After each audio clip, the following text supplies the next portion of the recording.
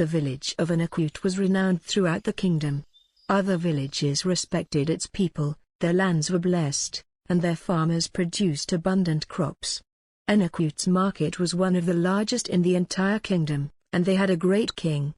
Idka was known as the wisest person in the village, and the king often sought his advice. One night, the king had a troubling dream in which blood fell from the sky. He called upon Idka and other elders for advice and interpretation. Idka warned the king that they needed to prepare for war. However, the other elders disagreed, arguing that their youths and warriors were not strong enough for such a battle. Despite their opposition, Idka began training some young men in secret, without the king's orders. When the news reached the king, it was assumed that Idka was trying to betray him and seize the kingdom. Enraged, the king ordered that Idka and his family be killed.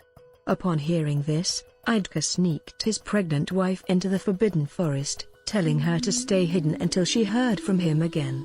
Unfortunately, the king's guards captured and killed Idka. The king then declared Idka's wife a fugitive. The guards discovered Idka's wife in the forbidden forest and began searching for her. In a desperate attempt to escape, she ran deeper into the forest, eventually falling into a cave. There, she went into labor and gave birth to a daughter, whom she named Peace. Tragically, she died from excessive bleeding. On that same night, a great thunderstorm struck Anakut, filling the villagers with fear. The next day, the king received a message that a neighboring village planned to attack and seize their lands. Terrified, the elders suggested surrendering the land where they produced their massive crops to avoid losing their sons and the land in battle.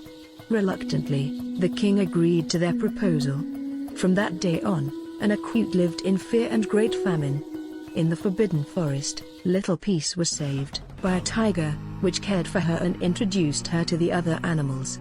The animals, living as one, accepted Peace as one of their own. As she grew into a beautiful young woman, Peace often explored the forest, always accompanied by the tiger that had saved her. Peace occasionally visited the human village to learn about her kind. During these visits, she sometimes helped villagers in their wars, and animals from the forest would join her. Rumors spread throughout the kingdom about a lady in the forbidden forest who could control animals. People from neighboring villages, who had lost their lands, sought her help to reclaim them. Peace always returned victorious. When the people of Anakut heard these tales, they decided to seek her help to retrieve their lands and free themselves from slavery. Their king had been killed by the neighboring village's king, who declared the people of Anakut his slaves. An elder was sent secretly to request Peace's assistance. When the elder arrived, he explained everything to Peace. She asked him to return in 2 weeks so she could verify his story. That night, Peace had a dream in which a figure, whom she always saw in her dreams and called her "my child," appeared. The figure revealed that everything the elder said was true and that her father had been killed trying to prevent the village's downfall.